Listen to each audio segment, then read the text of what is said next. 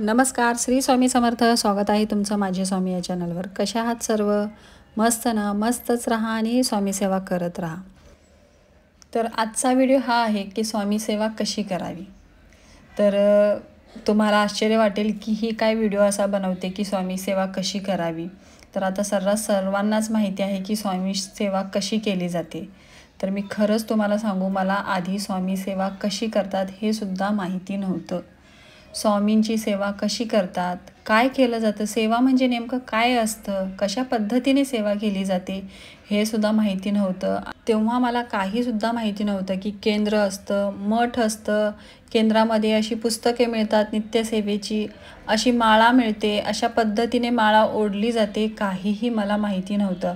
मी पण जेव्हा जस्ट सुरुवात केली तेव्हा फक्त मोबाईल माझ्याकडे होता. फक्त मोबाईलवरनं मी सुरुवात केली स्वामी सेवेची. माझ्याकडे स्वामींचा फोटोही नव्हता. तर मोबाईलमध्ये 3 अध्याय वाचून, मोबाईलमध्ये अध्याय मी ओपन करायचे गुगलवर आणि 3 अध्याय मोबाईलवरच वाचायचे आणि मनातल्या मनात नामस्मरण करायचे. तर अशा पद्धतीने मी सेवेची सुरुवात केली होती. तर बसल्या बसल्या माझ्या मनात असाच विचार आला की माझ्यासारख्या अनेक अशा ताई असतील की त्यांना पण स्वामी सेवा म्हणजे काय, स्वामी सेवा कशा पद्धतीने करतात, कशा प्रकारे ती स्वामी सेवा केली जाते, तर त्यांना पण हे कळावं. आणि मला ही गोष्ट समजण्यासाठी पूर्ण 3 महिने गेले. 3 महिने मी या भ्रमात होते की कशा पद्धतीने स्वामी सेवा केली जाते, काय असतं, कशा प्रकारे करायचं. मोबाईलमध्ये मी लावायचे, पण नेमका मला जसा व्हिडिओ पाहिजे तसा व्हिडिओ माझ्यासमोर येत नव्हता की अशा पद्धतीची 3 अध्याय, 11 माळी जप. हा व्हिडिओ कधीच या 3 महिन्यात माझ्यासमोर आलाच नाही, कारण की मला स्वामी समर्थ याबद्दल काही माहितीच नव्हतं. तर मला पण असं वाटतं आता कुठं ना कुठं, तर मला वाटतं की माझ्यासारख्या अशा भरपूर ताई असतील की त्यांना पण स्वामी सेवा कशा पद्धतीने करायची हे माहिती नसेल. तर त्यांच्यासाठीच मी खास करून हा व्हिडिओ बनवलेला आहे. तर स्वामी सेवा म्हणजे नेमकं काय असतं, कुठली सेवा आपल्याला करावीला लागते. स्वामी सेवेमध्ये आपल्याला स्वामी चरित्र सारामृताचे 3 अध्याय आणि 11 माळी जप हे करायचं असतं. प्रत्येक ठिकाणी, प्रत्येक गावामध्ये स्वामी समर्थांचं केंद्र हे असेलच आणि असणारच. तर तिथे तुम्ही जावा आणि तिथून तुम्ही नित्यसेवेचं पुस्तक घ्या आणि नित्यसेवेच्या पुस्तकामधलं तुम्हाला रोज 3 अध्याय वाचायचे आहेत आणि त्या केंद्रामध्येच तुम्हाला माळही मिळेल. ती माळ घ्यायची आणि त्या माळेवर जप करायचा. श्री स्वामी समर्थ हा जप रोज करायचा. तुम्हाला जेवढा जमेल तर तेवढा तुम्ही करा. असे तर रोज 11 माळी जप करायला पाहिजे, पण जे नवीन सुरुवात करत आहे त्यांनी रोज 1 माळ किंवा 3 माळी केली तरी चालेल. हळूहळू तुम्हाला सवय होऊन जाईल. तर अशा प्रकारे ही झाली स्वामींची नित्यसेवा. रोज 3 अध्याय आणि 11 माळी जप ही स्वामींची नित्यसेवा आहे. तर त्याचबरोबर आपल्याला नित्यसेवेमध्ये केंद्रामध्येच नित्यसेवा म्हणून एक पुस्तक मिळतं. ते पुस्तक पण तुम्हाला घ्यायचं आहे. त्यामध्ये रोजच्या आठवड्यांची सेवा सांगितलेली असते.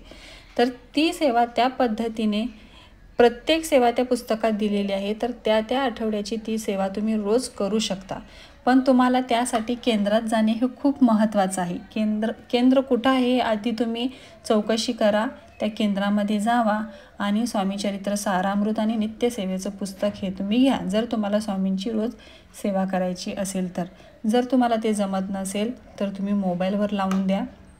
मोबाईलवर ते तुम्ही PDF ओपन करू शकता आणि त्यात तुम्ही वाचू शकता. पण मोबाईलमध्ये वाचण्यापेक्षा सोपं ते पुस्तकात वाचणं हे खूप सोपं पडतं. तर मोबाईलमध्ये खूप अडचणी येतात वाचण्यासाठी. ते छोटे छोटे अक्षर असतात, त्यामुळं वाचायला खूप अवघड जातं. तर तुम्ही केंद्रामध्ये जावा आणि नित्यसेवेचं पुस्तक आणि स्वामी चरित्र सारामृताचं पुस्तक घ्या आणि ते वाचायला सुरुवात करा. तर नित्यसेवेच्या पुस्तकामध्ये स्वामींची सेवा कशा प्रकारे केली जाते हे पण त्यामध्ये सांगितलेलं आहे. ते मी तुम्हाला सांगते. रोज श्री स्वामी चरित्र सारामृत या पोथीचे क्रमशः 3 अध्याय वाचावेत. रोज 11 माळी श्री स्वामी समर्थ या मंत्राचा जप करावा. आपण जे जेवू खाऊ ते श्री स्वामी समर्थ महाराजांना मनोभावे अर्पण करून मगच आपण ग्रहण करावे. प्रातःकाली उठताना, रात्री झोपताना व एरवी देखील श्री स्वामी समर्थ महाराजांचे स्मरण करावे.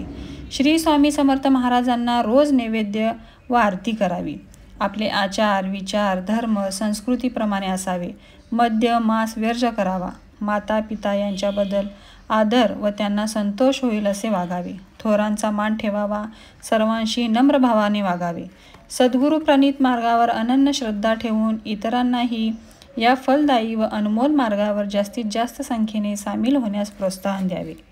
कुलदेवतेचे रोज स्मरण करून नमन करावे. कुलाचार पाळावेत. रोजच्या रोज घरी पंचमहायज्ञ करावा. श्री स्वामी समर्थ महाराजांच्या दर्शनात जाताना हार, फुले, उदबत्ती, श्रीफल व प्रसाद ठेवून यथाविधी दर्शन घ्यावे. उपास्य देवतेची आराधना ध्यानपूर्वक करावी. अधिष्ठान श्री स्वामी समर्थ महाराजांचे असावे. काम्य सेवा संकल्पपूर्वक असावी.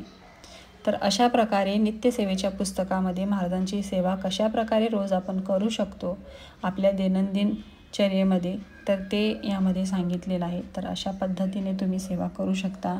रोज सकाळ संध्याकाळ स्वामींची आरती करा. स्वामींना नैवेद्य दाखवा.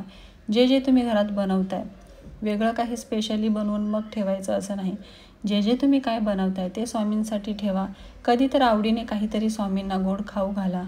काहीतरी चांगला पदार्थ करून स्वामींना तो खाऊ घाला. तर अशा प्रकारे स्वामींची सेवा आहे. खूप सोपी सेवा आहे, पण ह्या सेवेचे खूप चमत्कार मोठे आहेत. तुम्हाला कुठेही सेवा पोचवेल हे तुम्ही स्वप्नात पण ह्या गोष्टीचा विचार करू शकत नाही. त्या गोष्टीची कल्पनाही तुम्ही करू शकत नाही की फक्त आपण स्वामींना दिलेला अर्धा तास आपल्याला कुठे पोचवेल. आपल्या आयुष्यातले जे काही आनंदाचे क्षण आहेत ना, ते सगळे त्या अर्ध्या तासात आहे. स्वामींच्या जवळ जे आपण बसलो ना, जी सेवा आपण अर्धा तास करतो, ते आनंदाचे क्षण ते अर्धा तासच आहे आपली. त्याशिवाय या जगामध्ये काहीच नाही असं वाटतं आपल्याला. खूप सोपी सेवा आहे स्वामींची. काही वेगळं काही करायची गरज नाही. फक्त वाचन आणि नामस्मरण, पण जे करणार आहे ते श्रद्धेने करा. स्वामीवर विश्वास ठेवून करा. तर हीच स्वामींची नित्यसेवा आहे. वेगळं असं काही नाही. मला हे कळण्यासाठी 3 महिने लागले. जेव्हा म्हणजे स्वामींचाच तो चमत्कार होता. स्वामींनीच एका स्वामी भक्ताला माझ्या घरी पाठवलं काही ना काहीतरी रूपाने, कारणाने, आणि मग मला तिच्याकडूनच स्वामी सेवा कशी करतात हे कळालं आणि आज ती माझी बेस्ट फ्रेंड आहे. तर अशा पद्धतीने स्वामींची लीला असते. स्वामींचा महिमा असतो. मला माहिती नव्हतं, त्यामुळे स्वामींनी तिला पाठवलं घरी आणि तिच्या थ्रू मला सांगितलं की अशी सेवा करत राहा. तर स्वामी खूप मायाळू आहेत आणि एवढे स्वामी आपल्यावर थोडीशी जरी सेवा केली ना तर एवढी कृपादृष्टी आपल्यावर करतात की काही विचारूच नका. पण त्यासाठी खूप धीर धरावा लागतो. खूप संयम असायला पाहिजे आपल्यामध्ये. खूप सहनशक्ती असायला पाहिजे. पण स्वामींच्या चरणी आपण जेव्हा जातो ना, ती सहनशक्ती आपल्यामध्ये येते. ती सहनशक्ती स्वामी आपल्यामध्ये आणतात. तर अशा प्रकारे रोज स्वामींना अर्धा तास द्या. स्वामींची सेवा करा. स्वामींची पूजा करा. स्वामींना मनोभावे आरती करा. मनोभावे त्यांना नैवेद्य दाखवा. तुमच्या सगळ्या इच्छा आकांक्षा ते 100% पूर्ण होणार. ज्या काही अडचणी आहेत त्या तुमच्या आयुष्यातून निघून जाणार. फक्त तुम्ही स्वामींचे चरण धरून ठेवा. बाकी काही करायची गरज नाही. तर कसा वाटला तुम्हाला आजचा व्हिडिओ नक्की कमेंट करा. व्हिडिओ आवडला असेल तर चॅनलला लाईक, शेअर आणि सबस्क्राईब करा. तोपर्यंत सर्वांना श्री स्वामी समर्थ.